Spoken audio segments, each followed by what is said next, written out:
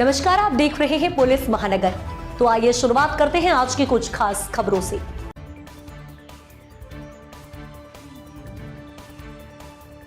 एक जैन मुनि की विवादित टिप्पणी से महाराष्ट्र में तीखी प्रतिक्रिया हुई है। इस विवाद के केंद्र में आचार्य नयन पद्मसागर का यह दावा है कि मराठा हस्ती ताराबाई एक जैन रानी थी।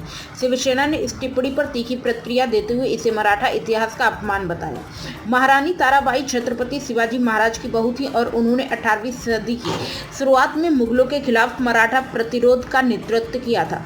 मुनि ने यह भी दावा किया है कि मराठी भाषा की उत्पत्ति जैन जड़ों से हुई है। इसका इतिहास जैन परंपराओं से गहराई से जुड़ा हुआ है। मुंबई में एक सार्वजनिक कार्यक्रम में बोलते हुए आचार्य ने दावा किया कि मराठी के मूल शब्द और इसका व्याकरण प्राकृत भाषा और जैन साहित्य के से लिए गए हैं। उन्होंने आगे दावा किया कि जैन विद्वानों ने मराठी को समृद्ध किया। इस कार्यक्रम में उप मुख्यमंत्री एकनाथ शिंदे और भाजपा मुंबई प्रमुख अमित साटम भी मौजूद थे। एक अन्य जैन मुनि नीलेश चंद्र महाराज ने इस दावे का कड़ा विरोध किया है और कहा कि ऐतिहासिक हस्तियों और राज्य के गौरवशाली इतिहास को किसी विशिष्ट धर्म या जात के संकीर्ण नजरिए से नहीं देखा जाना चाहिए।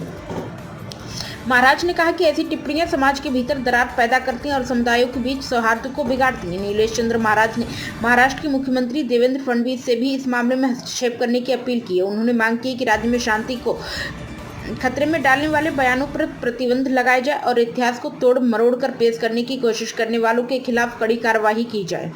उद्धव ठाकरे की शिवसेना ने संत टिप्पणियों की निंदा करते हुए इसे महाराष्ट्र के इतिहास को गलत तरीके से पेश करने की कोशिश बताया। पार्टी के वरिष्ठ नेता और राज्यसभा सदस्य संजय राउत ने इसे मराठा इतिहास और राज्य की ऐतिहासिक हस्तियों का अपमान करार दिया है।